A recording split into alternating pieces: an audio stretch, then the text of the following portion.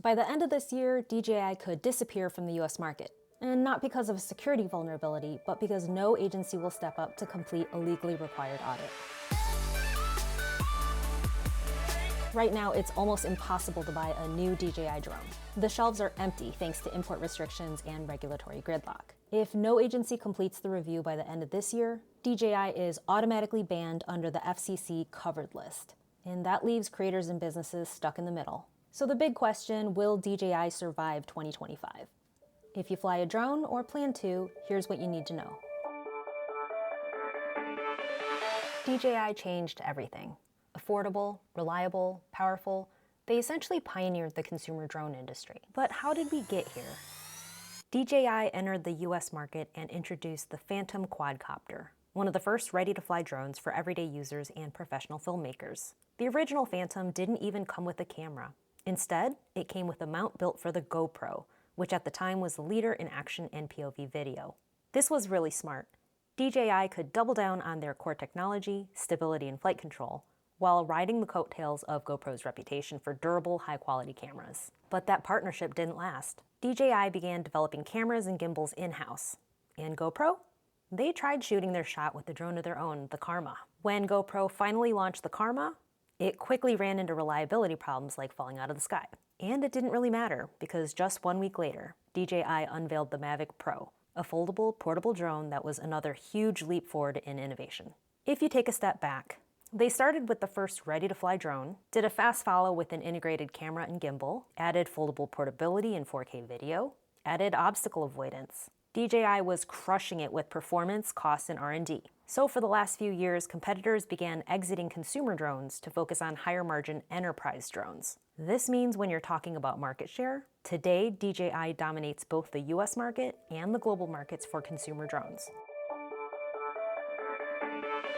These days, DJI is as much a video company as it is a drone company. And they're everywhere. Creators use them, businesses use them, and even police, first responders, and the military have flown DJI hardware. But because DJI is Chinese-owned, security concerns have been growing since 2017. The Pentagon restricted them. The Commerce Department added export controls. States started passing their own bans. The fear? That DJI data could be accessed by the Chinese government for surveillance and espionage. So the trigger now is the 2025 National Defense Authorization Act. It requires a US national security agency to audit DJI and other Chinese drone makers. If that review isn't done by the end of this year, DJI is automatically added to the FCC's covered list. In other words, the ban wouldn't be because of some proven vulnerability, but because of government inaction. DJI put it bluntly in June, if no agency steps forward and completes the review, the NDAA provision could trigger an automatic ban on DJI through no fault of our own. So where does that leave us right now in 2025? DJI shelves are empty. Customs delays and regulatory holds means that new stock is barely trickling in. Retailers are nervous to restock. In January, DJI shocked users by disabling geofencing in the US. Instead of lockouts, pilots now get advisories. DJI said geofencing was ineffective and burdensome. It's a major shift, especially for commercial operators. In the meantime, state-level bans keep spreading. More agencies are prohibited from using Chinese drones, creating a messy patchwork of rules. And competition isn't filling that gap. Autel, another Chinese drone maker and DJI's closest rival, quit the consumer drone market in August to focus on enterprise platforms. That leaves DJI even more dominant and US hobbyists with even fewer choices. And through it all, DJI is lobbying in Washington, pushing for a transparent review, and warning that cutting off imports risks grounding not just DJI, but all innovation, safety, and jobs. So who really loses if DJI goes away? Creators and small businesses, wedding shooters, real estate videographers, YouTubers, they all rely on DJI's price to performance. Critical industries, agriculture, construction, emergency responders, where DJI drones are vital tools and not just toys. Yes, US drones do exist, but most of them are built for enterprise and defense. They can cost tens of thousands of dollars more and still lag DJI in performance, like flight time, video quality, and ease of use. Even the Department of the Interior said that banning DJI would create serious operational setbacks. So here's the takeaway. If you fly for fun, this changes your hobby. If you fly for work, this hits your wallet. And if you're in government, this is really a trade-off between security and innovation. The biggest argument for the ban is the data.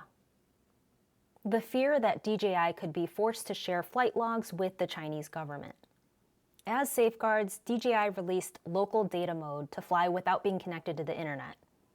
And also Flight Hub 2 on-prem. This lets organizations store data locally, so data never goes through DJI Cloud. And DJI isn't squirreling around. They asked for that mandated audit. The problem? No agency has stepped up. So that leaves DJI in limbo and us right there with them. So what happens next? There's two possibilities. Scenario 1, an agency does the audit, finds no disqualifying risk. DJI stays on the market and supply comes back. Scenario 2, no audit. December 23rd hits, and by law, DJI is automatically added to that covered list. Your drone won't fall out of the sky. Your GPS and controller will still work. But you'd lose firmware updates, app access, and cloud support, making it harder and harder to fly your drone. If that happens, what are the alternatives? Companies like Anzu Robotics are selling drones built with DJI tech, but assembled in Malaysia. That skirts the China issue, but questions remain about data and parts. So what can you do right now? Keep an eye on that NDAA deadline at the end of the year. If DJI is important to your work, think about buying or backing up equipment before stock dries up. And if this matters to you, tell Congress. The Drone Advocacy Alliance has letter templates that you can send with just a few clicks. This puts the pressure on them to complete that security audit. So here's where things stand. No ban yet, but the clock is ticking. Stock is tight, and unless a review happens, DJI faces a ban by the end of this year. So your next DJI drone might be the last one that you buy in the US, at least for now. So what about you? Are you stockpiling DJI, switching to US brands, or are you gonna wait it out? Let me know in the comments, and thanks for watching.